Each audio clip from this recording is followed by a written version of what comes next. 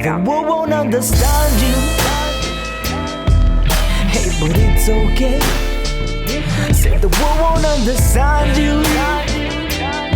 Cause I made you in my own way. Said the world won't understand you. Cause I made you. Hello, everybody. Welcome to episode 95 of In a Good Way podcast.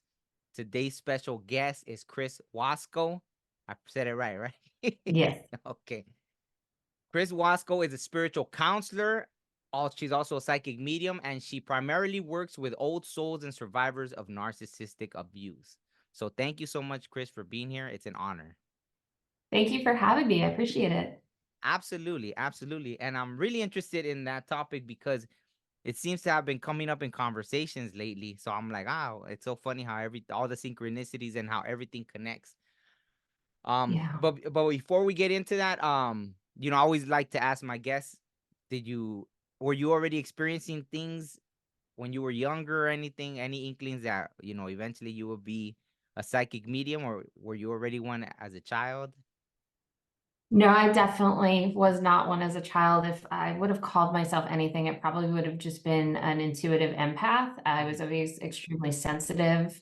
I grew up in a very volatile home, so it really honed my abilities to understand feelings, emotions, and the ability to read people.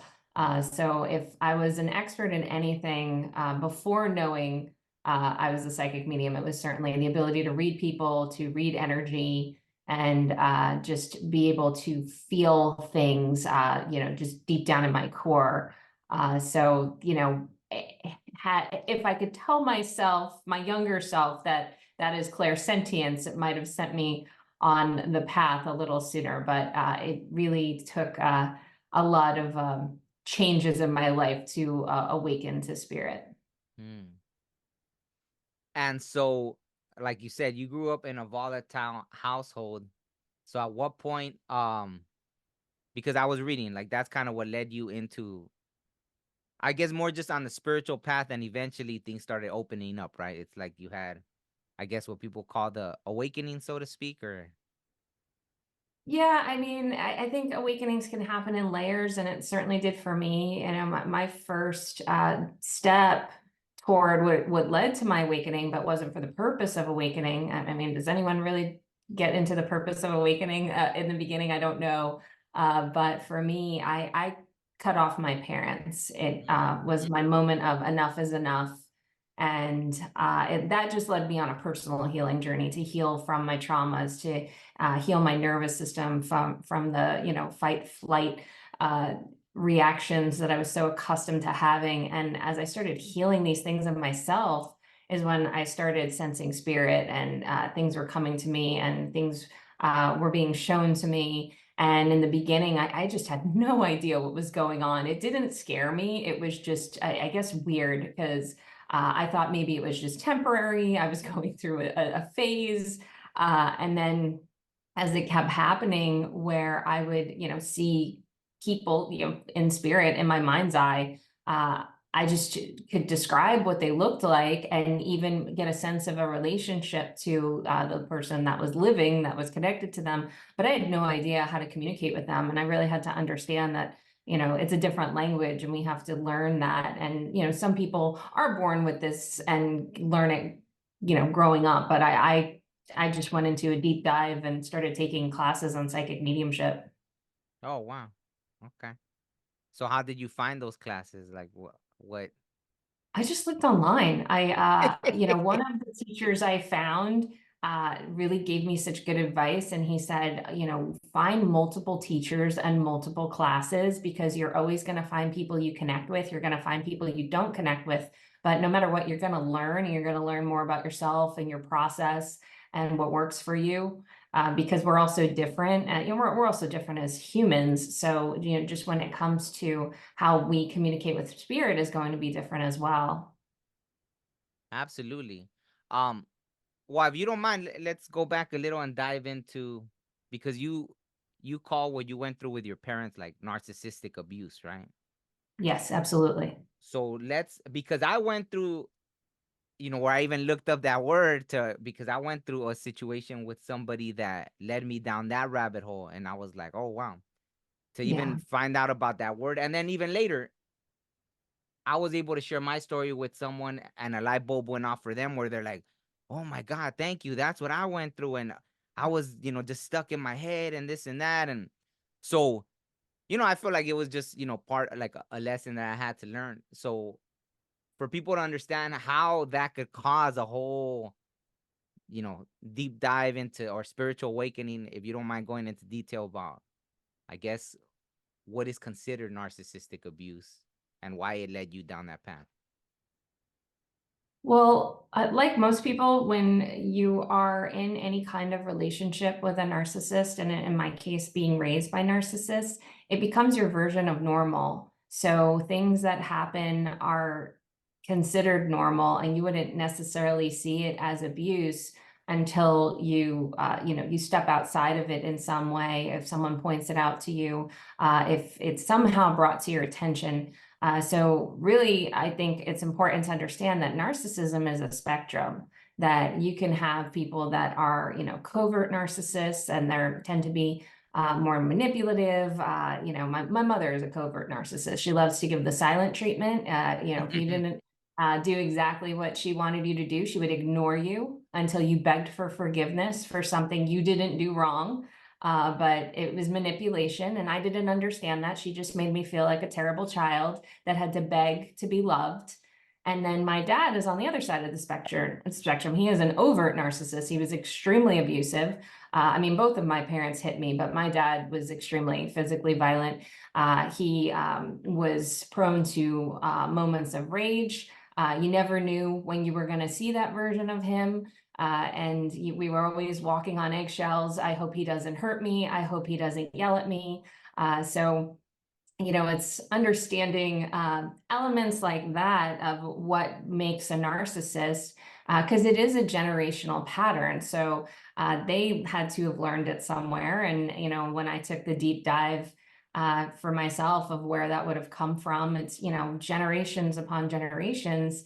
And it's all based in levels of fear and survival. So at one time, what became narcissism was once just, probably a scared child or a teenager trying to survive some horrible event like a war, a famine, anything that you think of in history that people would have had to go through to survive. That's where narcissism is bred. So when you start raising your children from this aspect and feelings of survival, it's fear-based. So you're raising your child from a fear-based mentality, and then that's where these tendencies are created. And that's why there's such a strong variance. And they say, like, a lot of times, like, that people that are abused by narcissists tend to take on narcissistic tendencies as well. So did you ever see that where you saw yourself and you were like, oh, wait a second, now I've developed those? How you said it's passed on generational.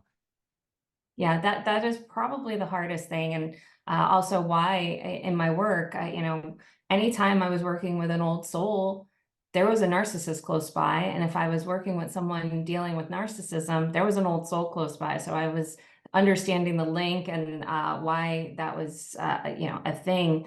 But yeah, it is really noticing that if you're raised in that kind of environment, if you're in a relationship with that kind of person, you are going to have the tendencies. You may even yourself become a narcissist. It is really hard to see. It takes a lot to be self-reflective. It is more commonly seen when you become a parent, because they will notice, oh my gosh, I sound just like my mother, or I sound just like my father. And then you're cringing because it's not good. And that is kind of that hint of, okay, you're passing narcissism forward. Maybe not in the same way, but there's a level of it. And again, it's just remembering it's a spectrum, that, they're not all the same. So like how you said, when you deal with the old soul, so when you've been helping someone, you've been able to see the spirit behind. And so how has that interaction gone?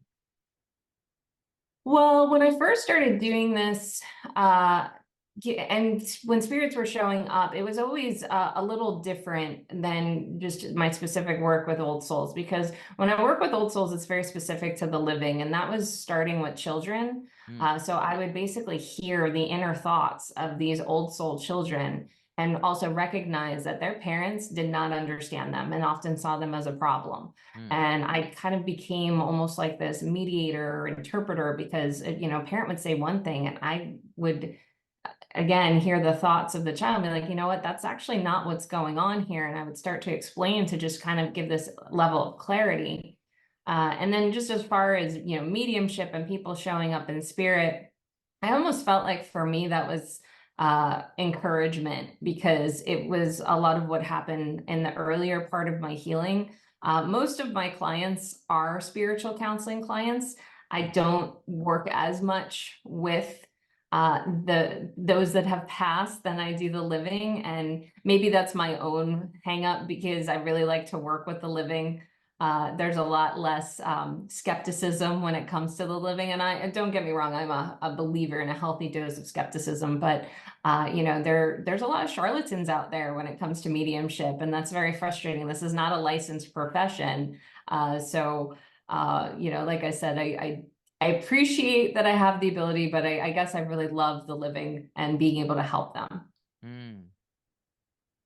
So you don't really like interacting as much with the, like you said, the non-living, the It's not that I don't like it. I think I just have the preference. You know, I do like it.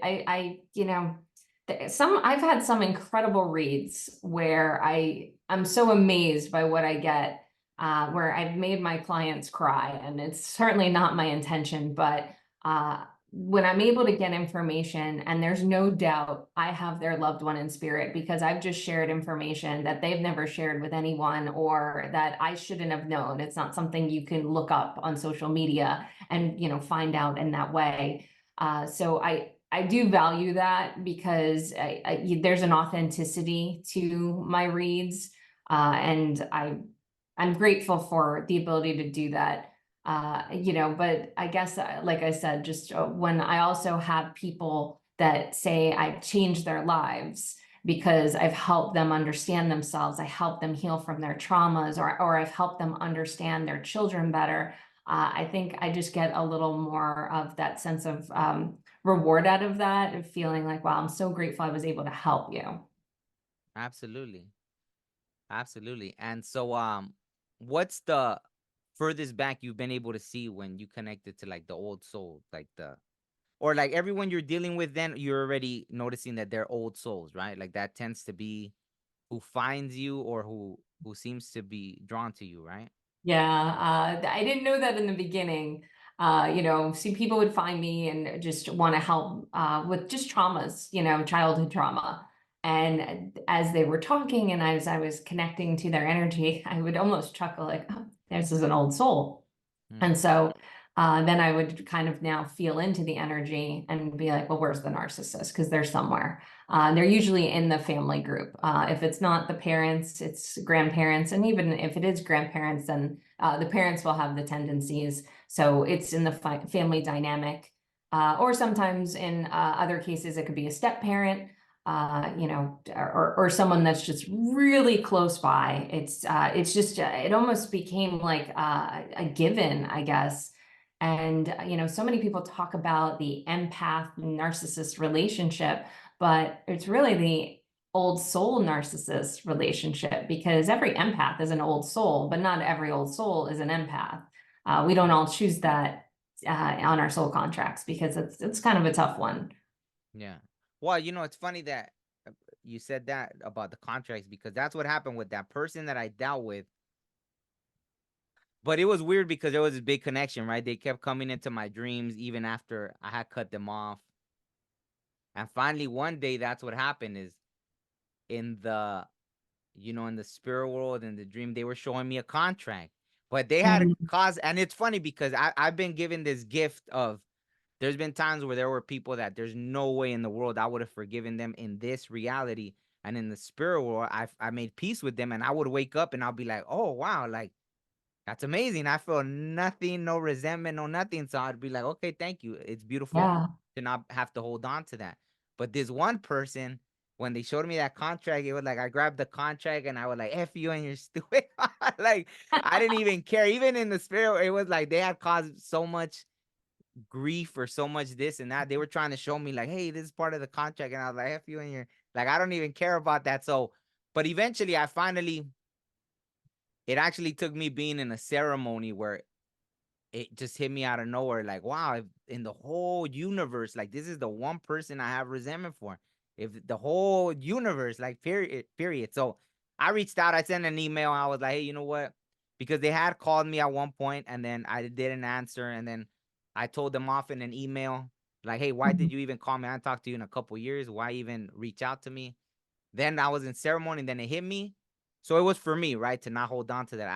I was like, you know what, I shouldn't have said that, but yeah, I just don't want to. Like, I just want to close this book, like, with you, because I realized, like, damn, like if I died right now, what if I got stuck because I'm holding on to something that even now to that point, I was like, oh no way, like, if someone caused you damage, I don't want them to haunt me even further beyond this reality. So I know I went off into a whole thing, but just have you ever seen anything like that as well? Like with the contract, like obviously you did because you mentioned it, but in your Yeah, past I life. will see contracts, they'll pop up because, and this is a little heavy, but this comes up a lot with old souls.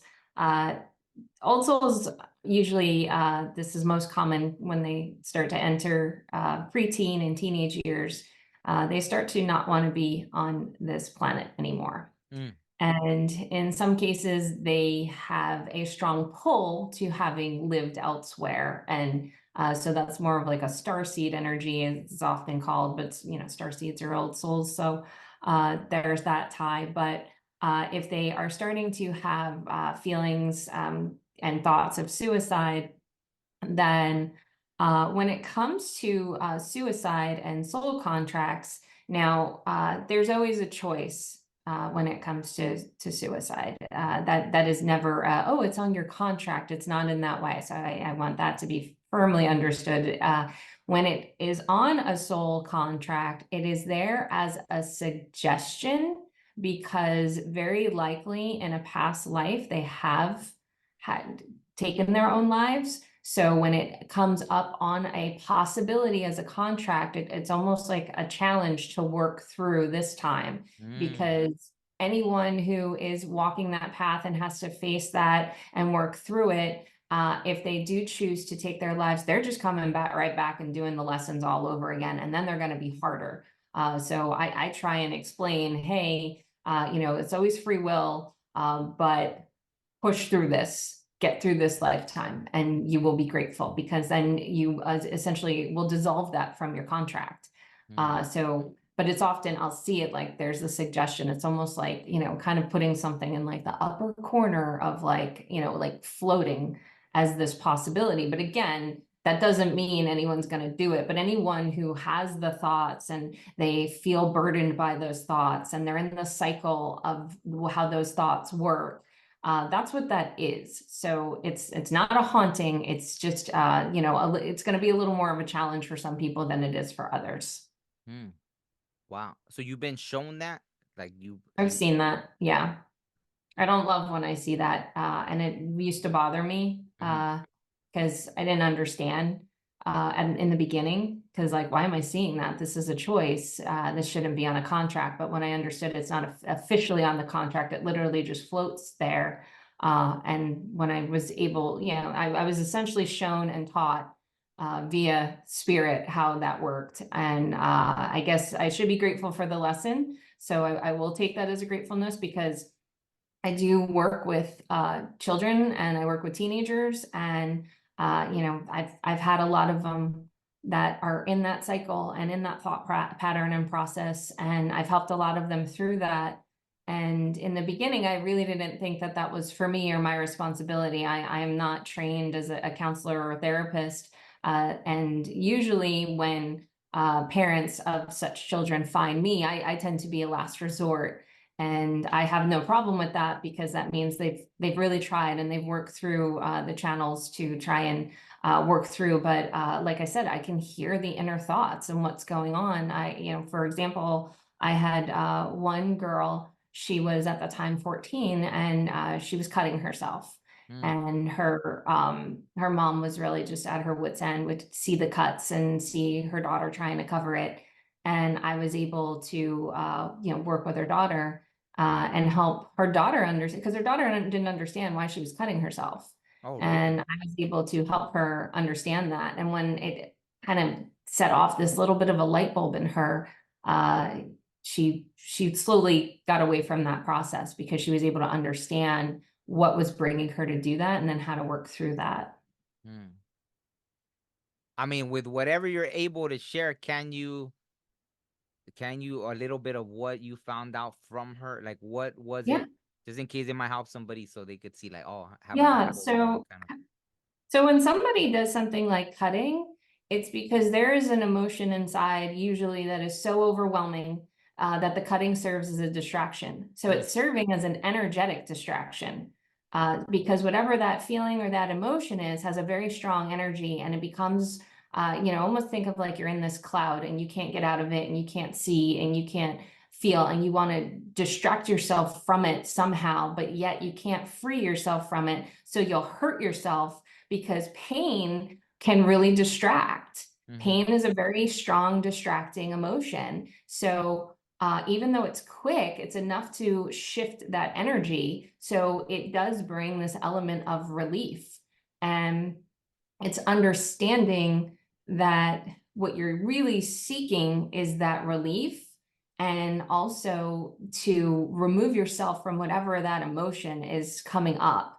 And it is a very gradual thing. It's not like, oh, I suddenly want to cry, or I'm suddenly angry. Kind of keep that vision of that cloud. It just surrounds you. It's not instant. It's not all of a sudden. And the thicker it gets, the more you want to get out of that. So cutting is a quick escape from that.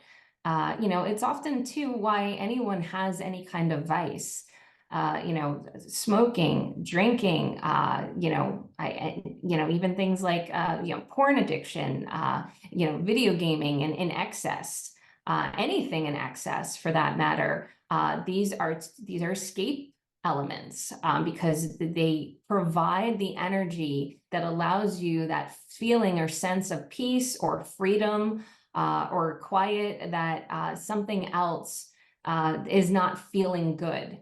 But it's not always so obvious, especially if you've been raised in an environment that has put you in a place to want to escape. No, I mean, I love that explanation. So thank you for saying that was amazing, because Thank you. no, because I got it right when I was young, like the same, right? I got and so for me, sometimes it will be a lot of exercise, right? Exercise in excess, like Yep. just running Yes. and this and that. But then the messed up thing about that was the more exercise I did, the more energy I had. So when I would have those episodes of like I don't know what to do, it was like then would come the drinking. I would drink myself till I would black out, because it's like now I have all this energy. Or then if someone would trigger me and I'd want to fight, there was like this monster that just kept getting, I was making it stronger and stronger and Yeah. strong. So it's like, yeah, you would think, oh, working out, that's perfect. Okay, it's a perfect way. But then as you're getting stronger, and then you don't know how to contain that. And then add the spiritual part to that. So I don't know if you have, because that, right, even that, when I would get these spiritual, I'm one of those, like, I pretty much was born with it, and then I think I suppressed it for like most of my life. But I began noticing the patterns, like come full moons or something like that.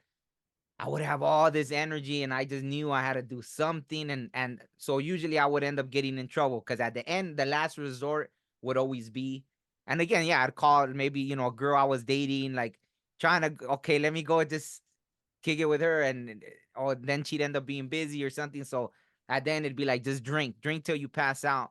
And then Yeah. sometimes, you end up getting in trouble anyway. So, um, in those kind of situations where you're unaware of what's happening, I guess it's all tied in, right? I don't know where exactly I was going with that. I was just, um, trying to, I guess, thank you for sharing that. So maybe it'll definitely help somebody. And now that I wanted to ask you something, but I could cut this out of the interview in case if for some reason if it's something that if you want me to share it. I had seen something before. You want me to share it or yeah? Sure, yeah, please do. Yeah. For some reason, yeah, for some reason I saw someone in my head like almost it looked like a stripper pole. And I was like, I didn't know if it had anything to do with you or if you had someone maybe that passed away that used to be an exotic dancer or anything like that. Cause I saw Not that. to my knowledge, Okay. but you know, sex addiction is definitely in my family. You know, not me, but you know, definitely in the line. Oh, okay. Cause that's really, that's really all cause it's funny, like even that before I interview someone, I usually see something and I'll ask them and it's usually, it'll end up being Yeah. accurate. And It's interesting it came up though. why there was a something about, so I don't know if it's just about this, maybe about maybe the topic narcissist that's how it is. Like if you're spinning around in circles, because that's kind of what I saw, like someone on a pole and almost Yeah. like that. It looked like an exotic dancer. So I was like, is it just someone spinning? Did they just show me that to show me that's kind of how it is, like just going around in circles or what? I wasn't really. It was brief. I didn't really try to like. Usually, if I see something, I'll try to sit down and okay, what is it really? What are you trying Yeah. to show me? But okay, I wanted to ask. If I didn't ask, then I'd probably regret it after. Like, oh, I should have Yeah, asked. it's always good to ask. You never know, right? Okay, okay, okay. So I'm really still curious on the topic of like old souls Yeah. and so you feel more their purpose of just coming back is just for more lessons and just to, or is it more to help, like to teach and I believe in this lifetime, many are waking up, whereas they hadn't in other lifetimes. And I believe a lot of them are undoing patterns in their family line. I believe a lot have come back in their own family line. mm, Because when we're trying to break patterns, you know, it is understood, you know, spiritually speaking, when we have any of these kinds of patterns, it goes back 7 generations. So we don't always know which generation, but I believe that they want to create change, they want to create healing, and they are here to cause a ripple effect in their generational line, forwards and backwards if they choose to have children, because not everyone does. But I will say, not every old soul is going to wake up in this lifetime, and a lot of them might keep pushing forward the narcissistic pattern and not recognize that they are. I know my own siblings are doing that, and uh, it's a shame, but I wish them well. And I just choose not to be part of that mm, because I've lived that, and I'm making different choices for my own children. And I think that the more healing that old souls are doing, what I'm recognizing is it's really pushing their awakening. So that's why I actually started teaching spiritual development classes, because they would start seeing people in spirit, they would start having vivid dreams, they would start hearing things, and I'm like, oh wow, your clairs are really opening up. So I would start teaching about that, so they wouldn't have to try and figure it out on their own like I did. mm. I wanted to really help guide with that. So a lot of my clients really become students, and it was just a gradual progression. Absolutely. So hopefully you don't mind if I take you down this rabbit hole with me real Not at quick. all. Please do. I love rabbit holes. Okay, good, because I just had this conversation with somebody and after I kind of felt like, was I supposed to go into more detail because the cultural thing came up, right? So even me, right? That was a huge part of my identity, right? When I was growing up, right? Uh, I was very tied into that, like our indigenous roots, right? Like for me, I was, I'm what people call Mexican, right? But Mhm. people don't realize like we're indigenous people, right? We're native Yeah. people. And we Yeah. were, we were all that identity was robbed from us to where it's, you're lucky if you're from those parts and you know what tribes you came from, because they did a Yes. better job down there of erasing the tribes we're connected to. But even at that point, like at some point, I was shown that, right, like my star seed origin. So that kind of threw a whole thing. It's like, whoa, like I was growing up with this identity, and then now I'm shown like the star people I come from, right? So it was like a whole different. then it didn't really even matter anymore. But I'm still stuck in this. So I still feel like if it's in our DNA, right? If our DNA still carries those memories and the generational trauma, so it's even beyond the spiritual that even these physical bodies have those traces Yeah. of DNA. So, I was speaking with someone and they talked about that, how, oh, when they talk to natives, how they still have that anger, like, oh, like the white man did this, the white man did that. And he said, for example, that he's Jewish, and that, like, between Jewish and German, like they're good, right? They're good. And I think one of the things maybe is because for some reason there's this thing inside of us that wants judgment. We want the balance. And I think when it came to, yeah, Hitler murdered all these Jewish people, but then it happened right back, right? They were attacked, boom, with the World War, and there was a justice in a way. You can't justify killing that many people, but then if you go back, there were over 100 million natives. The numbers have kept trying to be, but now as more historians think, it's like there was at least over 100 million possibly within all of what is called the Americas, right? And there was Yeah. never really a justice. There was never a balancing of the scales, right? Like still to this day, native people live on reservations here, in places like Mexico, they were just displaced. And I mean, there's been this revolution of people finding their roots again, right? But there was never really a justice. So even me incarnating into this body, why? Because that's something inside of me that's so heavily, and I don't seek that, because how would you? There's really no way of balancing, because what are you gonna do? It's not about like, oh, I want as many people on your side as so you could feel our pain that is carried. Because even me, it doesn't make sense that I could feel that pain when I didn't experience it, but I feel that pain. It's in my DNA. I could feel it, right? Like, so it's Yeah. crazy. Like when I see things like that, like my eyes get filled with tears or this and that. Even the injustice is still to this day, and I can't even, it doesn't even make sense, but it calls to me, right? So on a universal level, why do we choose to do that? And where is the healing in, like, how do we heal that?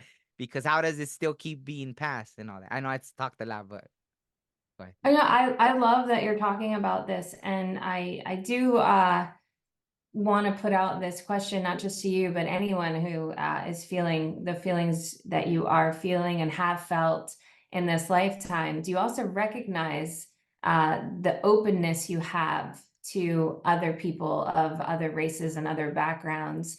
Because that is a lot of what's going on in this lifetime, because so many of us are pushing that aside. And obviously I'm coming from a place of, a white woman, and I don't have the same type of feelings and historical elements. In some ways, yes, it was struggle, strife, absolutely. And, I know those feelings, but I do recognize in this lifetime, I don't have the feelings of judgment towards others that I know people in my family would have. And, there's just such a more expansive growth for so many old souls in this lifetime to be embracing others and recognizing that we are not different. And the things that make us different are the things that have been pointed out to us that we have to then separate ourselves from others. But really, we don't. We just have, it's about learning. Like, what a wonderful opportunity to learn about others, to learn about what they've been through for better and for worse. And, really what it envelopes is the true, not just feelings of love, but compassion. Because when we all can come to a place of compassion for ourselves and for others, it raises the vibration. And if we notice that and recognize how we've been doing that in our own lifetime, we can actually see how we've been helping to raise the vibrational frequency. It's pretty amazing. Yeah, absolutely. And see, I was lucky enough to, because I've done music for like over 20 years. So with music, it's different. It's like, it's all about the talent. You don't care. You don't see, and I've done songs with white, black, Chinese, Filipino, Puerto Rican, like you name it. I've collaborated. So I had that gift with music of being able to, and I faced racism, like, even with my friend, when I was growing up, where we grew up, Like it wasn't common to see. Like sometimes we would walk in a place and you would think like the president just walked into a room. Like me and I had a friend that was black that we did music together. That's what brought us together, you know, in our Mhm. teenage years. But it was so uncommon to see that when we were growing up because, and didn't even have to do with normal people. It would be like the brown and black gangs were at war, so it would bleed out into the people. So it was like Yeah. we just didn't come together but us because of the music, we were like, you know, we were like everywhere. We went everywhere together. So even that, I got to see that, you know, and this friend jumped in front of a gun for me when I never seen someone of my own like Love- skin or Yeah. ethnicity jump in front of a gun for me where he was like, nope, like if you're gonna, you know, you're gonna shoot him, you're gonna shoot me first. So how could I ever feel any kind of racism towards it? Like even though people were trying to put that in my head, like, no, you're supposed to feel racism against this ethnic group, right? Or stuff like that. So thanks to music, I've been able to, it's been a beautiful thing to embrace people in this reality. But still, I think just that when people don't understand why, because it was more for me trying to say, well, why would they still hold on to that? And for me trying to explain, like, well, this is why. Like, there's still a lot of pain in there. Just, I don't know, there's just still a lot of pain. I don't have that necessarily, me. Just sometimes it does get triggered by certain things I see, right? Like certain injustices, right? So I was just curious if you've been given any insight into why or how we finally balance out those scales. But I think you did answer it, like just uh being loving towards one another and all that. Have you seen anything while you've been working with people? Has that ever come up? Like, has that ever been anything that people struggle with in their old soul journey? You know, I can see how it's come up. It wouldn't come up as specific, you know, but as far as, you know, I certainly have uh, clients with many different backgrounds, different races, and I find that uh, really a lot of it is always coming down to trauma.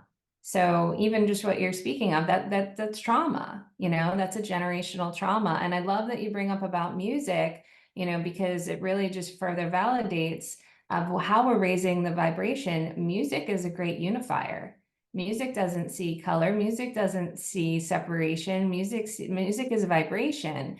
And, you know, when we work with the vibration of music, especially as more and more people are learning how, you know, the Hertz levels and how that has been manipulated and altered. And when we start to unify under these, you know, higher vibrations, we are raising the collective and are, you know, but it has to start within. You have to start with yourself. We all have to start with ourselves, and then it expands outward. So, you know, like your example with this friend and unifying via music is really just a beautiful example of what we are doing in this lifetime and what we're meant to do and what we're also meant to shed. So those feelings and those triggers that come up, you know, we're part of the healing process for that. And that, like I discussed about sending that ripple, you're putting that ripple right up into those generations, and you'll push it forward too. No, thank you. Absolutely. Let me ask you, since we just passed that eclipse, was there anything happening to you during the eclipse? And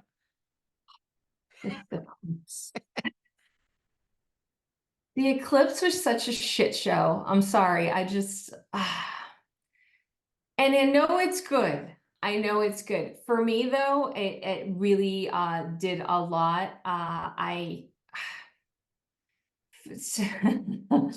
uh, it was humbling. I will say that. You know, and I know more and more people are awakening, and this was a very good eclipse for so many for that reason. For me, it was just intense, and it altered some things. It had me experience things I thought I had. I wouldn't say I healed, but processed, and I had it put right in my face. And that was interesting. I like to say I'm finally starting to come out of that energy, because when it did come in my face and it was so blatant and it triggered everything in me that would have been triggered as a child, but every reaction I had was showing me how far I've come. Like, no, I'm not accepting this. No, that is not okay. You will not be making me feel this way. It was just very, nope, But I think, the human in me was just pissed because I'm like, why? I've done this. Why again? But I know in my work when we have those former lessons or what we think are past issues presented to us, I really feel like it's a bit of a test to show ourselves how far we've come and how much we've healed. So the eclipse, I feel, was a big one for that. So I think that a lot of people were feeling challenged by relationships, by friendships, just having a lot of triggers come to the surface.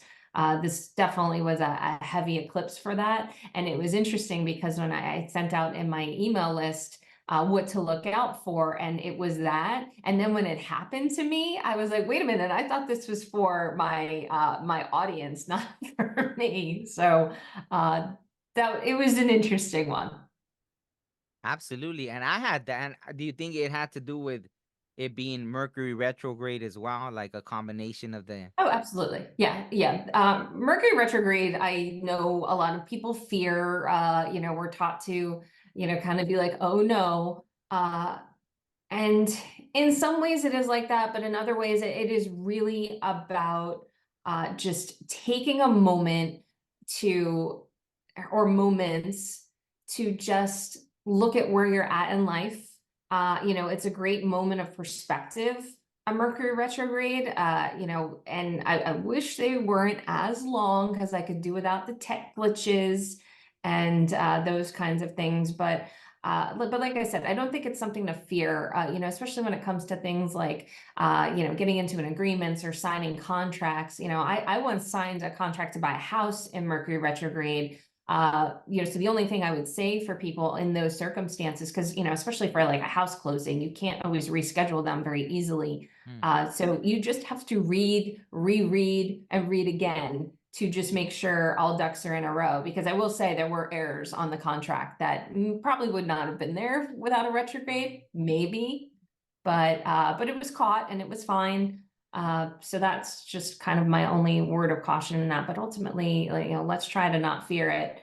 But it definitely enhanced the energies of just asking us to be reflective and asking us to see where we're at in life and to see the progress we've made, and and also recognize what steps we want to take to move forward. Absolutely. I mean, it always seems. I mean, so obviously you're aware, like you follow the astrology and all that too, then, right? Yeah. When's your birthday, or what's, if you don't mind me I asking? am a November birthday, and I am a November Scorpio. Oh, okay. That's funny. Um, yeah, that's funny. So what Yeah, do you, it fits. huh? I said, yeah, it fits. No, it's I think well, that, right, like Scorpios, they're said to be. How do you feel about like the secretive part? Like there's layers to you, in other words, right? Yeah, absolutely. I'm my secretive nature comes from like protection. Mm, So I don't tend to talk a lot about people that are close to me because I feel that it protects their energy. And I just like that. So I guess I'm a little guarded in that nature. And yeah, there's probably things about me that I feel are for me. But most things as far as a Scorpio, I'm pretty true to. There's certainly an intensity to me, fierce loyalty.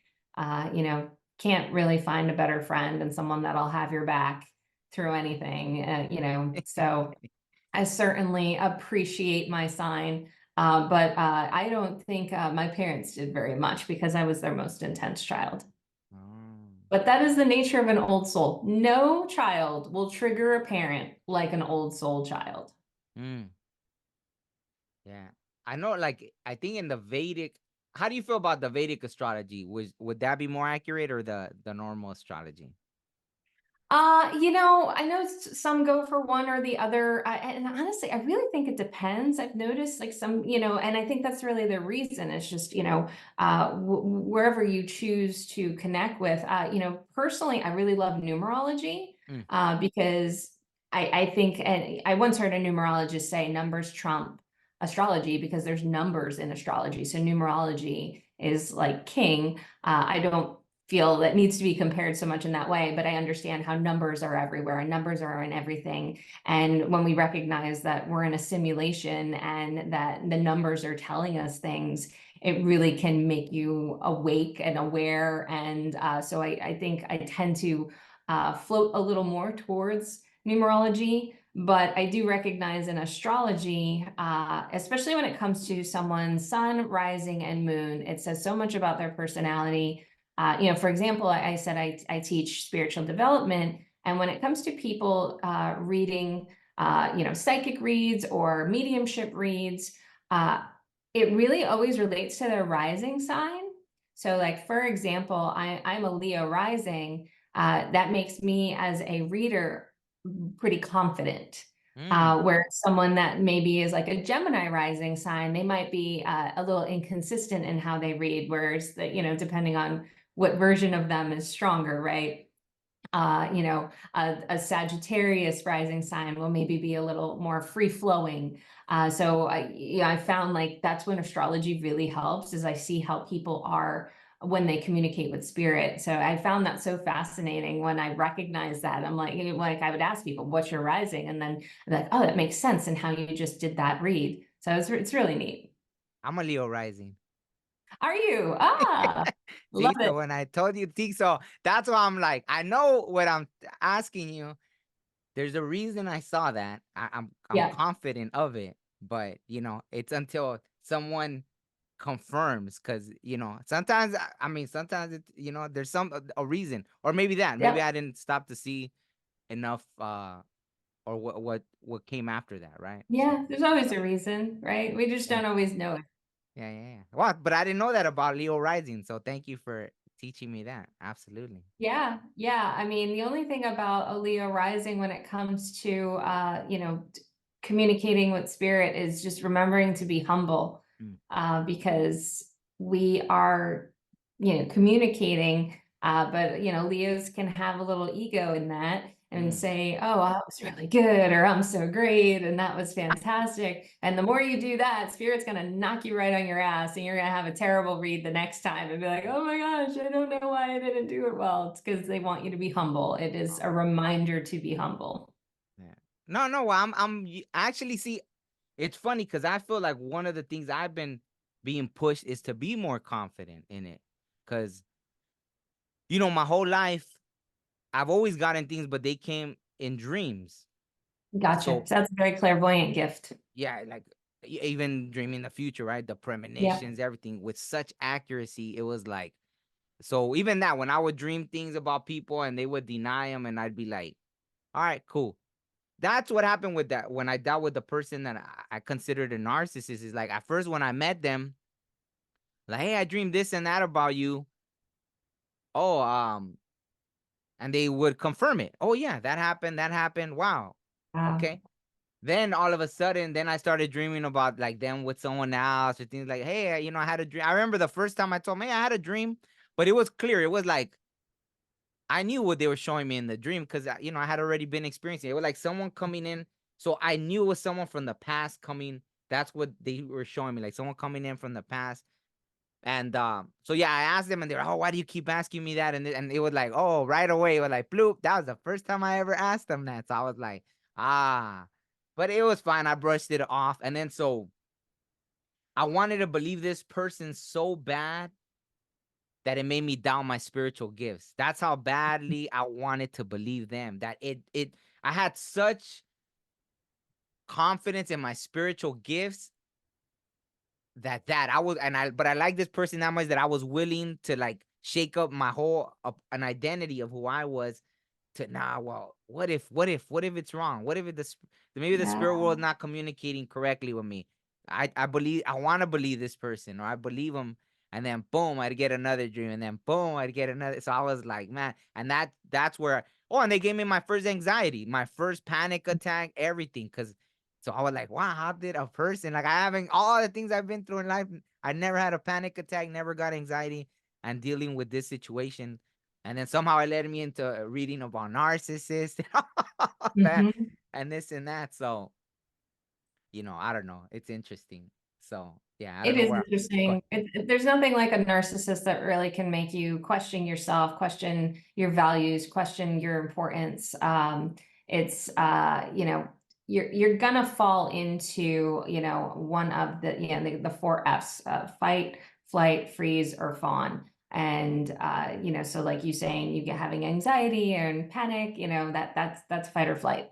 You're right into that. So it's how the tactics and I mean, this can seem like kind of a joke, but they all seem to kind of share this handbook on the Mm, tactics they use, because so many people that have dealt with narcissistic abuse or dealt with narcissism have similar stories of my dad did exactly that, or my mom did this, or oh, this relationship I was in, he did this to me or she did that to me. And it's a mind trip, because you just can't believe, like, how do they all like have meetings, and they're very good at playing the victim. And it also can put us in a position to play victim too, because some of the things that they've done are so horrible that you can't help but be like, can you believe this was done to me? So part of the work we need to do is get out of that victim mentality, because it doesn't have to be our story, mm. and it's important to not make that our story. It could be part of us and a portion of our story, but when we own that as our story, we're going to live some pretty miserable lives. But it's such a process. Absolutely. Yeah, and then after came like a rebuilding, right? Then I had Yeah. to reconnect and grow confidence again. But see, that's why now I channel things. I guess I had just never tried. And one day I got, like, last year, I got into this spiritual community, and someone asked me, they were like, "Hey, well, what do you see?" Whatever. And then I told them, and then it was right, right? And then so I was like, "What?" And then so I was invited to do that more and more. And I guess I had just never asked. I guess I took pride in, like, always feel, well, maybe that has a cultural significance too, right? Like, because we're taught about how church and everything, oh, if anything occult or anything, whatever, that's like of the devil. So I Yeah. always had faith in, like, okay, well, I never asked for it. Since it came naturally, then Yeah. okay, it came naturally. I never asked. Like, it came to me in dreams, it came to me in this. I've never once asked, never picked up a Ouija board, never picked up tarot cards, nothing like Yeah. that at that point, right? So then once but then that's why only last year was when I first started asking, okay, well, what do I see for this person? Because they were asking me, like, oh, do you see anything? And I'll be like, okay, oh yeah, I see this.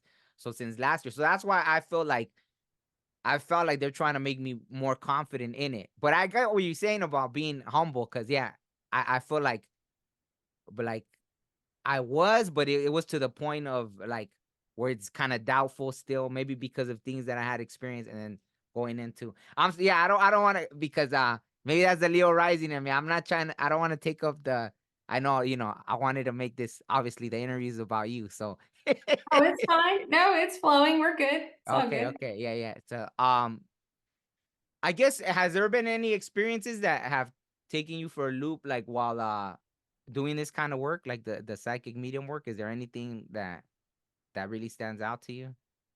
Yeah. For me, it's probably when it started, I had my maternal grandfather coming to me, and I had never met him in life. So it was a little surprising that he was showing up in spirit. And my sister is 8 years older than me. And when I was able to ask her, because she was able to, she had met him in life and was able to validate a lot of the things I was saying, because I would just, we were told a lot of things about who he was, and the person that was being presented to me in spirit was very different from what I had been told. So it was just so interesting to me. And then I would ask my sister, this is kind of what I'm feeling, and this is what I'm experiencing. And she'd be like, that's grandpa. And then I consulted with one of my uncles, because that was his father, because I wasn't going to consult my mother. Mm. And he was just as stunned, like, wow, yeah, that's my dad. And, how did you know this? And, it was just kind of, again, mind blowing. but also really beautiful because this happened at a time where I felt like I lost my family, Mm. the one I was born into. And it was sad. It was hard. It was necessary. My only regret in that decision is not making it sooner, because I changed my life and I have so much more peace than I ever thought I could have. So him coming to me in spirit really just reminded me I do still have family, and I'm loved and I'm supported. They're just not all on this plane. So that was really amazing for me. And but I've had some incredible reads where people's loved ones when they come. It's really special. I had one recently. This woman's mother showed up to me in spirit, and she was such a loving mom.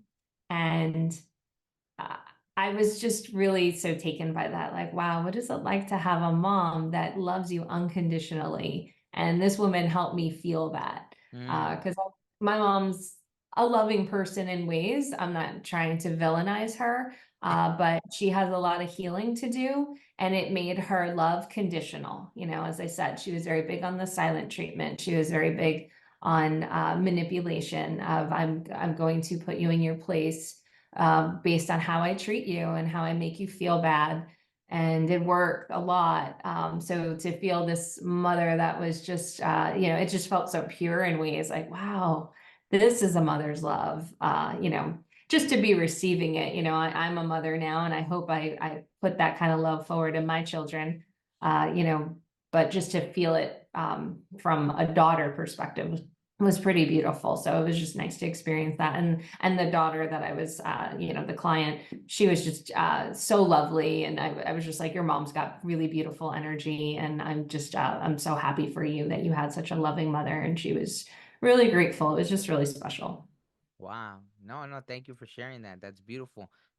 Let because you don't feel that that's the main, because I did a couple readings for people, but it's always like it seems like the people on the other side love them, and that twice it made me cry from like the amount of love. I was like, and the Yeah. same with one person, it was like the mom's aunt, so it was someone that they never even met in this life, Yeah. right? And there was so much love, and I was like, whoa. I was like, these like Mhm. from the other side, and it's almost like even that for someone that they were like, oh, we didn't have a good relationship. And I didn't want to like, but I was trying to like hint, like they're trying to like give you that closure. All I feel is love from this person from the other Yes. side. They're like, we didn't leave on good terms and this and that. And I'm like, well, I feel nothing but like, I was trying to like hint without being like, because I got that there was that pain. Well, no, we never healed things before they passed on. And I guess Yeah.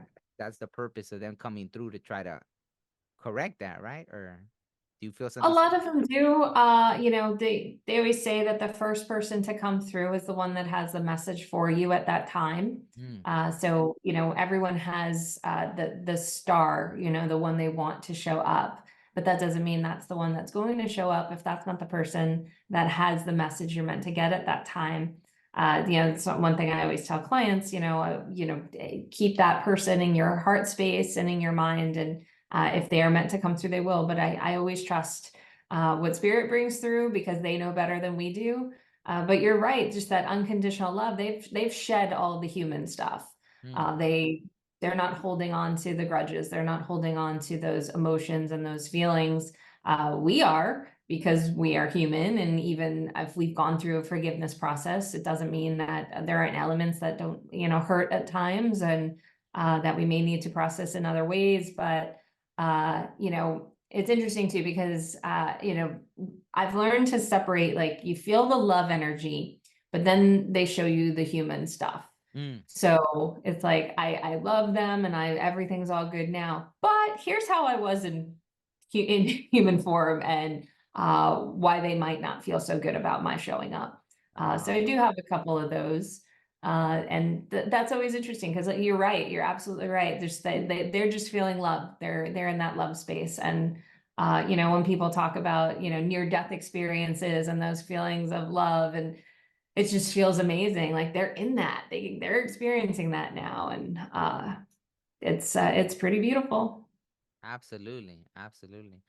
So I definitely want to give you the opportunity to, because you don't just like take on clients, you also teach classes and everything, right? So if you want to share a little bit about all the classes that you teach and the Yeah, different so workshops. right now I'm actually finishing up a spiritual development class where I'm teaching people about working with energy and understanding energy, because not everybody wants to be a psychic medium, and there's nothing wrong with that. But so many people are waking up to their own sensitivities, and I want to help them understand that.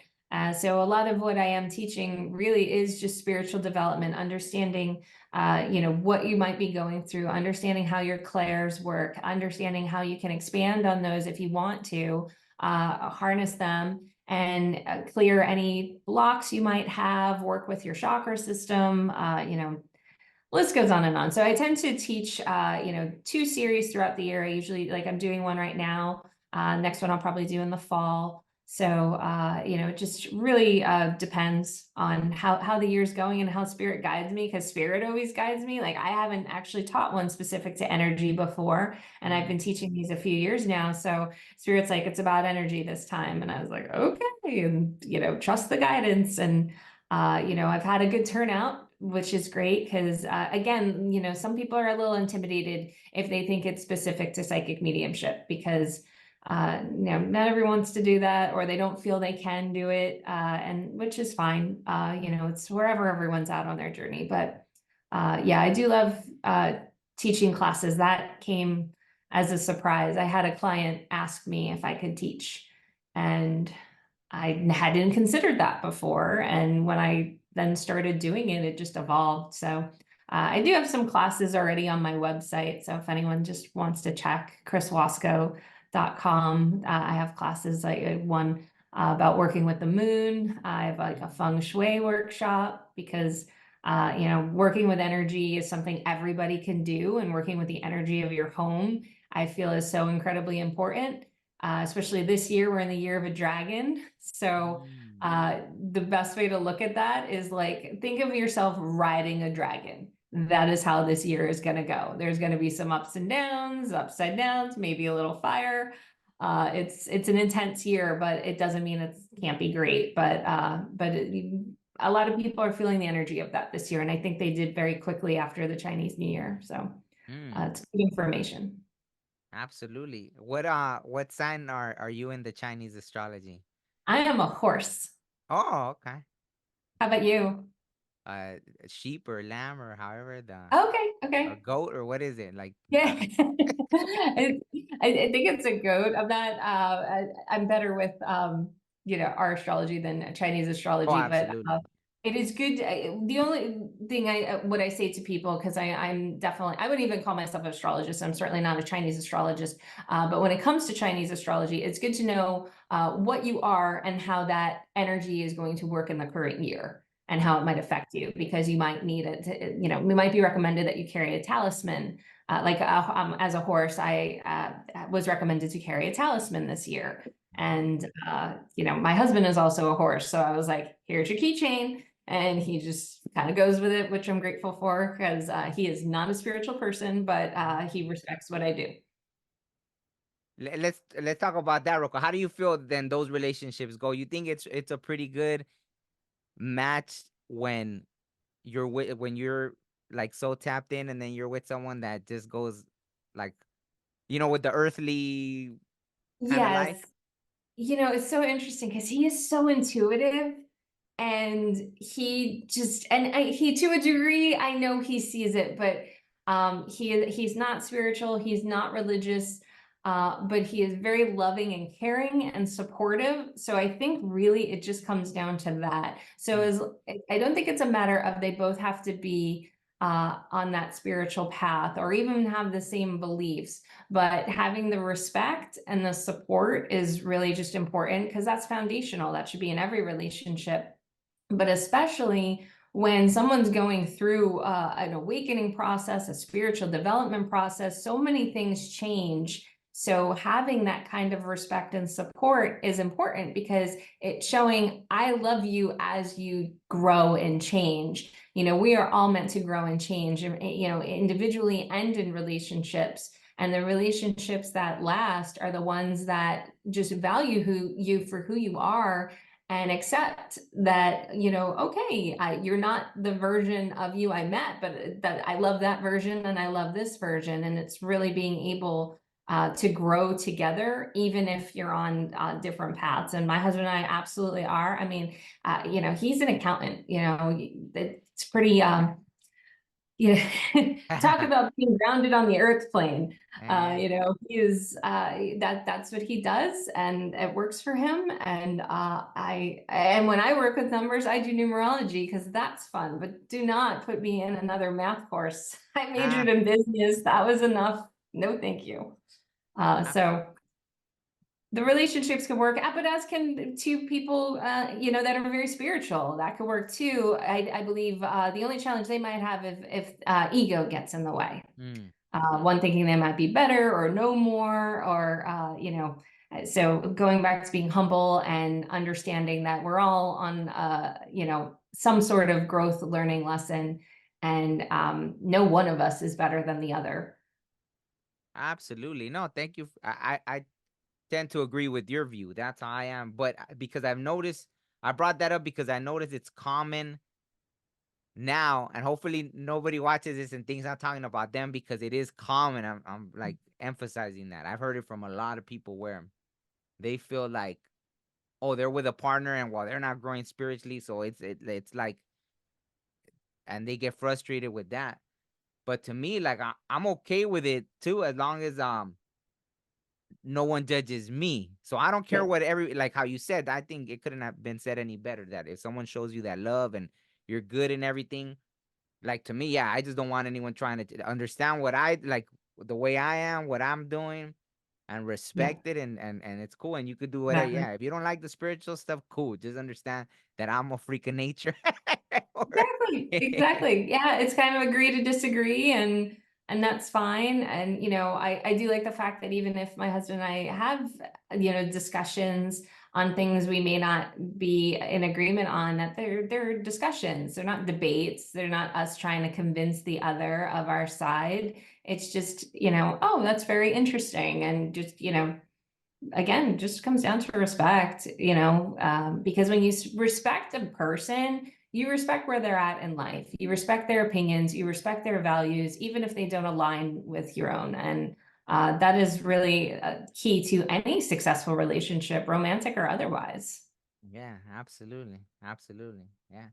No, well, and I just wanted to add, because it's funny that the Scorpio thing, because even we're coming on a Scorpio full moon, right? Like this week's full Yes. moon. Is it? Yes, we are. Are you feeling the energy already? Mhm. Oh yeah. Oh, Yeah, like it's been a week for me. I swear, it's just been an intense week. So yes, I feel it, and I'm super sensitive. I probably more sensitive than I have been recently. And you know, we're water signs. It's just an emotional sign. You know, and I also have a Pisces moon, so you know, I got a lot of water in my, you know, in that anyway. So it makes me sensitive, it makes me emotional, it can make me intense, and it's just a matter of feeling the feelings and allowing myself to feel those feelings and just being okay with what comes. But yeah, it's been a little while since I have felt a full moon in such strength. But you know, that's to speak to anybody. If you have a sun or a rising in a full moon, especially, you're gonna feel the energy of it more prominently hmm, than other times. hmm. Well, full moon's always called to, but I was born like within. It was like less than 24 hours from a full moon, so it was Oh, like so that's full moon energy. Yeah, since I was little. That's why I would feel it.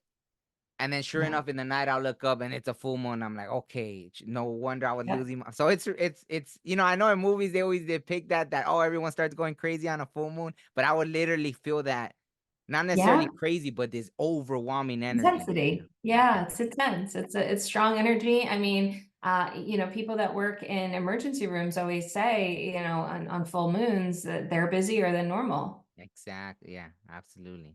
There's a No, reason for that. yeah, yeah, yeah, absolutely. No, and you know what?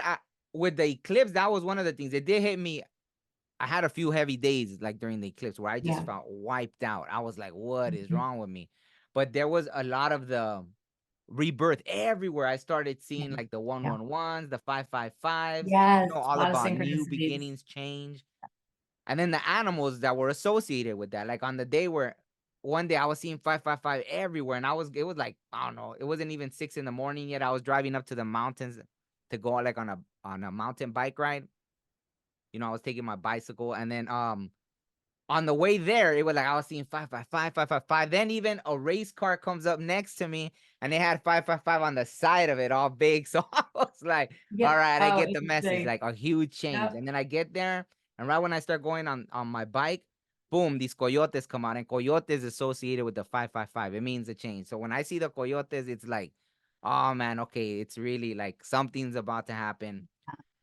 So with the this eclipse came a lot of like, but death and rebirth. I just haven't really, I know there's death too associated with it. And I didn't realize that this full moon was a Scorpio full moon. So I'm waiting to see what am I supposed to really be putting an end to. I'm trying to figure it out. Like there's certain things of me that I'm supposed to be really letting go of, but I haven't really figured it out, I guess.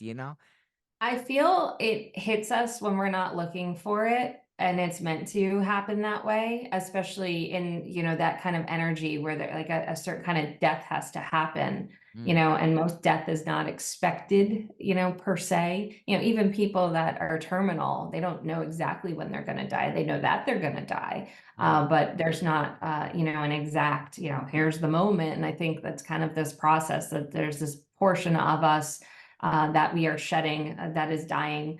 I've absolutely felt it, and mourned it unexpectedly, and definitely had a "are you kidding me" moment with my guides. But again, like I said, this is just been an intense week, and leading into the Scorpio full moon. I should have known better, but I try not to pay attention, because then I feel like I set up certain expectations, and I don't want to do that to myself.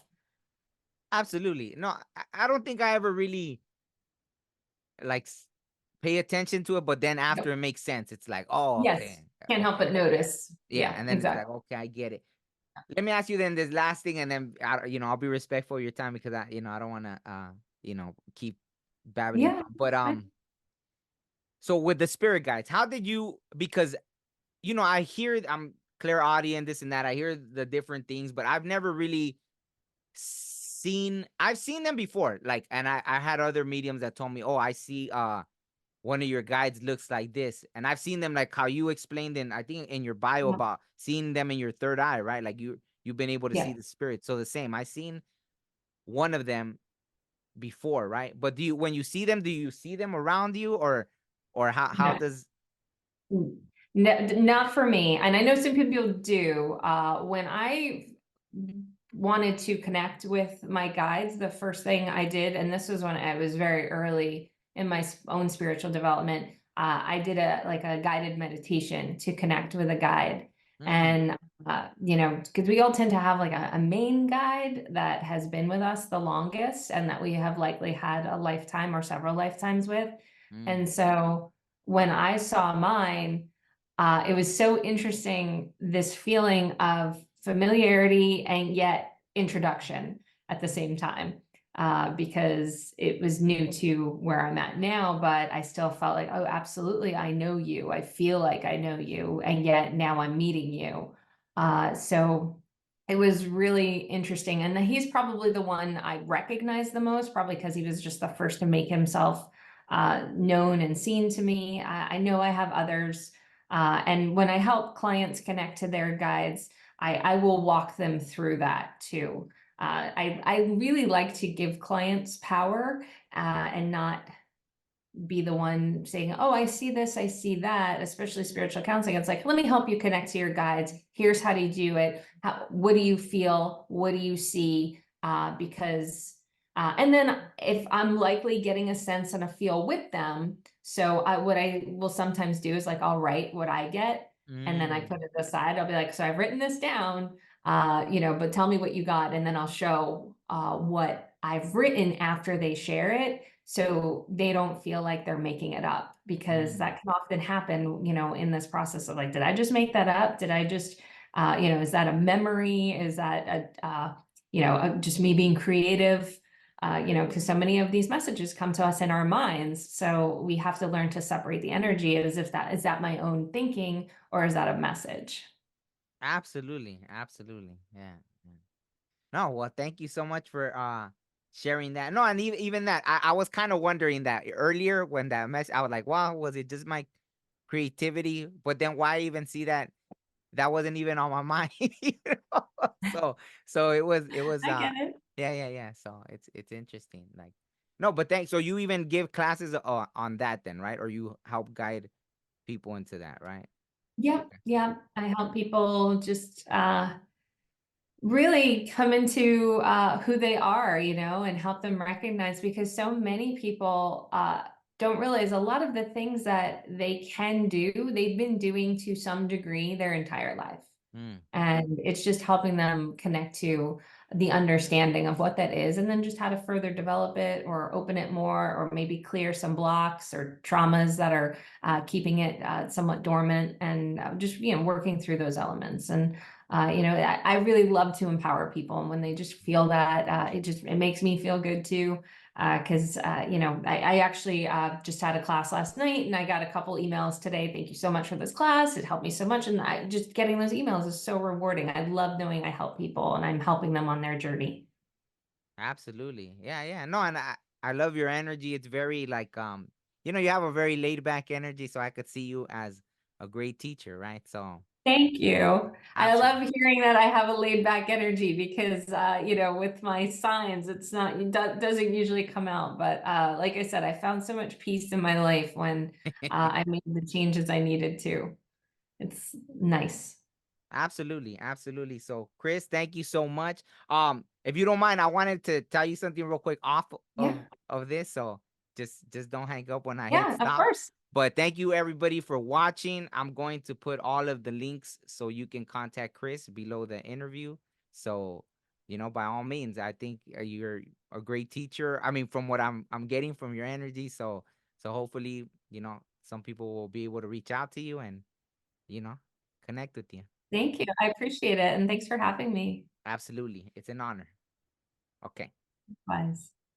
Life may move fast, or it may move slow. I met a silly man who said he make it slow. We look up out towards space, or even at the sky. One day pass away, but never look inside.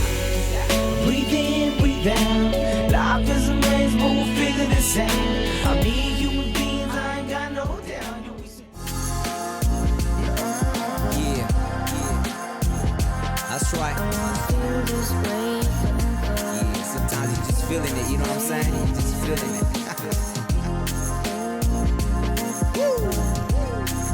And I wanna feel this way forever.